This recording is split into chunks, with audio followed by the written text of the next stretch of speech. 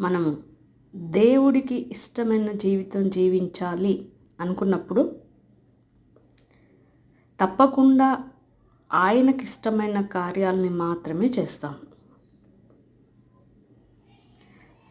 ఆయనకి ఇష్టమైన కార్యాలను చేసినప్పుడు ఆయన మనల్ని ఏ మాత్రము విడిచిపెట్టాడు.